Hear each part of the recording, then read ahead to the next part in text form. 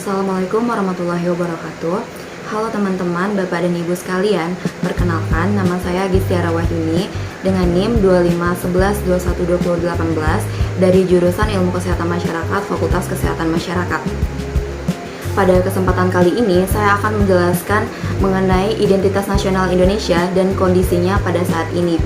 Materi ini saya jelaskan bertujuan untuk agar kita dapat memahami, menganalisis, dan menjelaskan identitas nasional Indonesia serta melihat berbagai persoalan yang terjadi terhadap eksistensinya di era pergaulan internasional.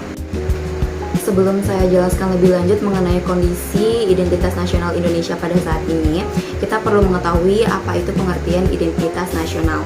Nah, identitas nasional itu merupakan jati diri atau ciri khas yang dimiliki oleh suatu bangsa sehingga dapat membedakannya dengan bangsa yang lainnya.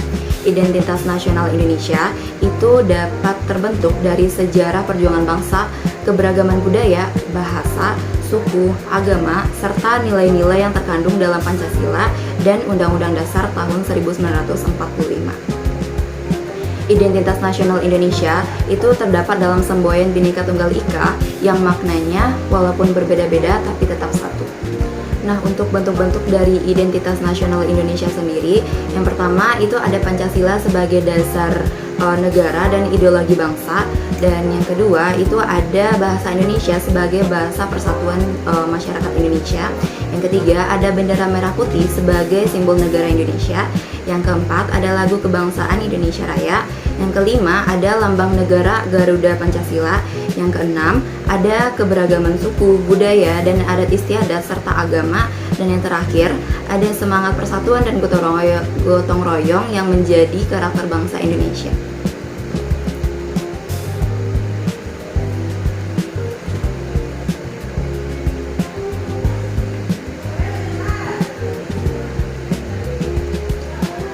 Di era globalisasi dan perkembangan teknologi informasi saat ini, identitas nasional itu menghadapi berbagai tantangan permasalahan. Pengaruh budaya asing itu menjadi semakin mudah masuk melalui media sosial, internet, film, serta gaya hidup dari masyarakat Indonesia. Di satu sisi, globalisasi itu memberikan manfaat berupa kemajuan ilmu pengetahuan dan teknologi terhadap masyarakat Indonesia. Namun di sisi lainnya, itu dapat menyebabkan lunturnya rasa nasionalisme dari masyarakat Indonesia dan kecintaannya terhadap budaya bangsa sendiri. Dan salah satu kasus yang dapat kita ambil yaitu dapat kita lihat bahwa semakin banyaknya generasi muda yang lebih mengenal budaya luar dibanding dengan budaya bangsanya sendiri. Contohnya, seperti penggunaan bahasa gaul dan bahasa asing secara berlebihan di media sosial, sehingga penggunaan bahasa Indonesia yang baik dan benar itu semakin jarang untuk digunakan oleh masyarakat Indonesia, terutama di kalangan remaja. Nah, selain itu pernah terjadi juga kasus pengakuan beberapa unsur budaya Indonesia oleh negara lain seperti Reog Ponorogo dan Batik. Hal tersebut dapat menyadarkan masyarakat Indonesia akan pentingnya menjaga dan melestarikan budaya sebagai bagian dari identitas nasional.